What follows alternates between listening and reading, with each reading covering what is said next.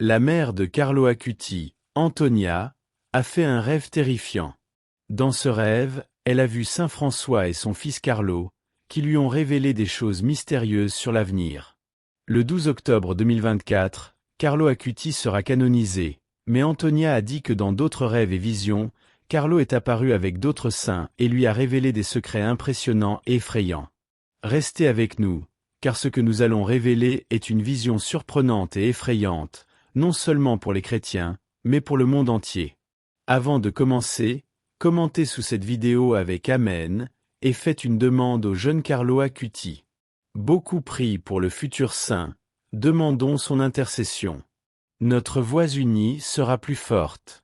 N'oubliez pas de vous abonner à la chaîne pour suivre nos vidéos quotidiennes et de cliquer sur le bouton j'aime pour que ce contenu puisse atteindre plus de personnes, par la grâce de Dieu.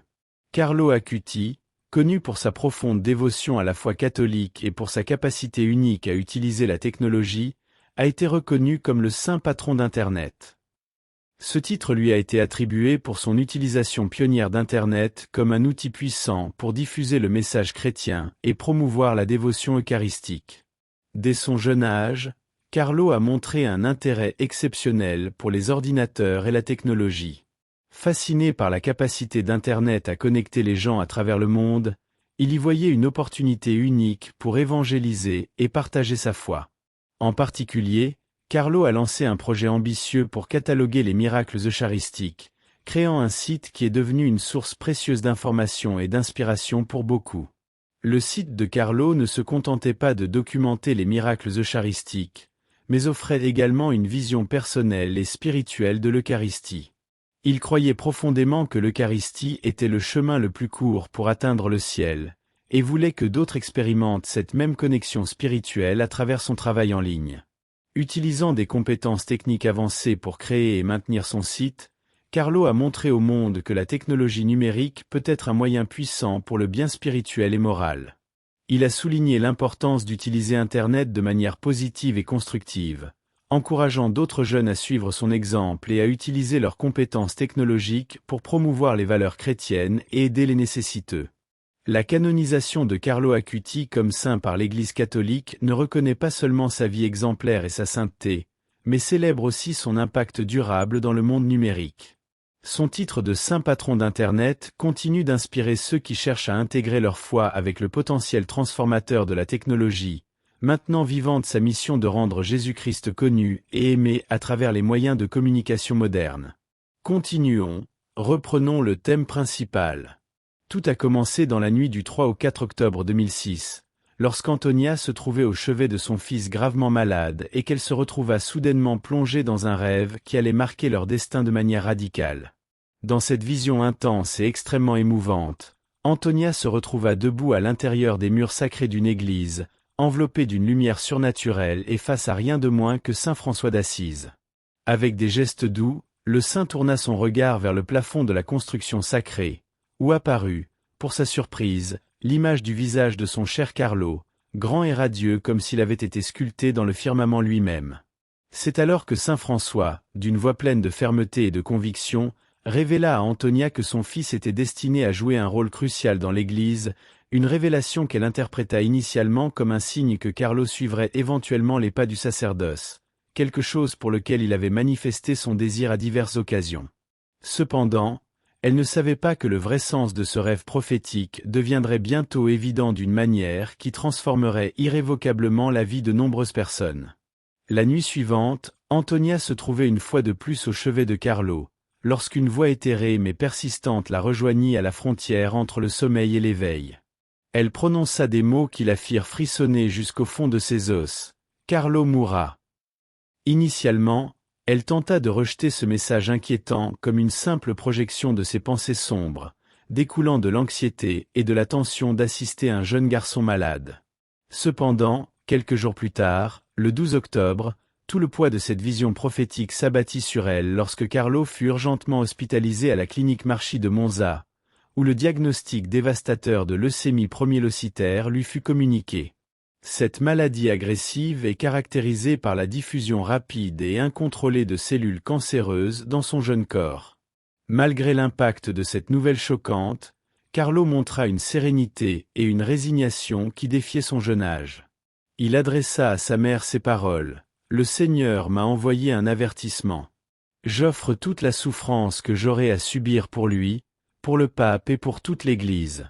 Il y a des gens qui supportent des douleurs bien plus grandes que les miennes. Partir est ma félicité. J'ai vécu pleinement mon existence sans gaspiller un seul instant avec ce qui déplaît à Dieu. » Ces paroles, pleines de foi et de résignation, serviraient de phare pour Antonia dans les temps difficiles qui allaient venir. Le 12 octobre, lorsque Carlo expira pour la dernière fois, le véritable sens du rêve d'Antonia devint douloureusement clair. Avec sa sagesse infinie, saint François avait prophétiquement averti de la mort imminente de son fils, révélant en même temps la place spéciale qui lui était réservée auprès de Dieu dans l'au-delà. Carlo était destiné à être béatifié et ensuite canonisé, et sa brève présence sur terre fut un splendide exemple de foi, de compassion et de dévotion altruiste. En réfléchissant à ces événements, Antonia commença à percevoir le lien profond entre son fils et saint François d'Assise, une figure que Carlo avait toujours admirée profondément pour son engagement infatigable envers les pauvres, les marginalisés et les oubliés. Elle se souvenait comment Carlo cherchait souvent les lieux vénérés par saint François, s'immergeant dans la paix et le silence qui semblaient émaner de ces espaces sacrés, comme s'il communiquait directement avec l'esprit du grand saint. Antonia réfléchissait que la mort de Carlo pourrait avoir été prévue par saint François comme un signe que son fils avait atteint le but ultime de sa vie sur terre, atteindre la paix intérieure parfaite obtenue en vivant entièrement dédié à servir Dieu et son prochain. Connaissant Carlo mieux que quiconque, Antonia Salzano commença à considérer la vie de son fils et les événements qui conduisirent à sa canonisation. Elle fut surprise par les remarquables similitudes entre Carlo et saint François d'Assise. Tous deux étaient des individus extraordinaires issus de familles aisées. Alors que saint François était le fils d'un riche marchand, le père de Carlo, Andrea Acuti, occupait le prestigieux poste de président de la Vittoria Assicurazioni.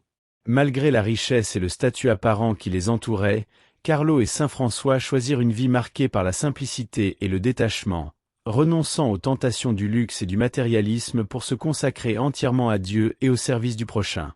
Antonia se souvenait souvent des difficultés qu'elle rencontrait à convaincre Carlo d'acheter de nouveaux vêtements, car il n'était pas intéressé par les dernières tendances de la mode. Il critiquait l'achat de crèmes coûteuses et d'autres choses non essentielles. Il préférait jouir de la simplicité de ses voyages à Assise, suivant les traces de saint François, plutôt que de s'immerger dans des voyages luxueux et des plaisirs mondains comme le faisaient beaucoup d'autres. Carlo alla même jusqu'à donner tout son argent aux nécessiteux, travaillant sans relâche aux côtés des frères capucins de l'œuvre de saint François pour aider les moins fortunés. Avec la diffusion des nouvelles sur la vie extraordinaire de Carlo et des miracles attribués à son intercession, l'Église catholique commença à observer attentivement, initiant le processus qui conduirait à sa canonisation. L'un des miracles les plus impressionnants survint avec la mère d'une jeune costaricaine qui étudiait en Italie lorsqu'elle eut un terrible accident qui la plongea dans le coma. La mère, désespérée pour un miracle, voyagea jusqu'à Assise et passa une journée entière à prier devant la tombe de Carlo, demandant la guérison de sa fille.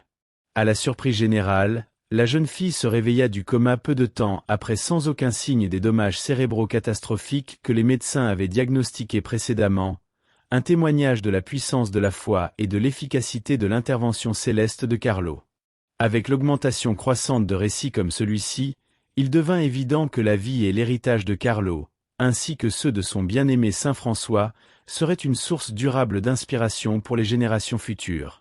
Gardons à l'esprit que l'amour et la grâce divine sont toujours présents, même dans les moments les plus difficiles.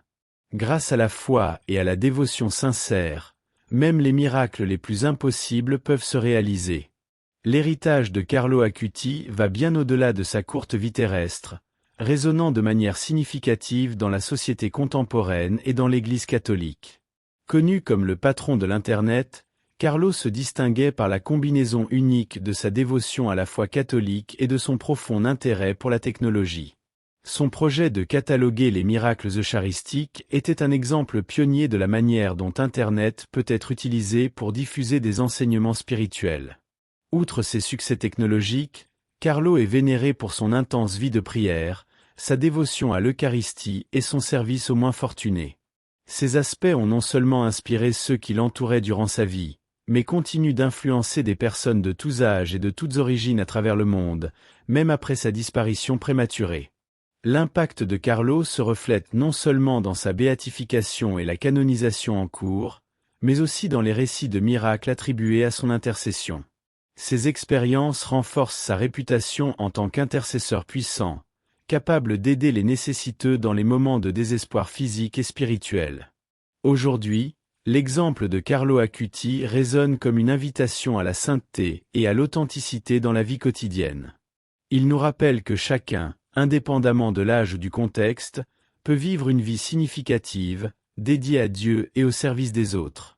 Son héritage continue d'inspirer une génération à chercher la sainteté en toutes choses et à utiliser leurs talents pour le bien commun, promouvant ainsi une société plus compatissante et orientée par la foi.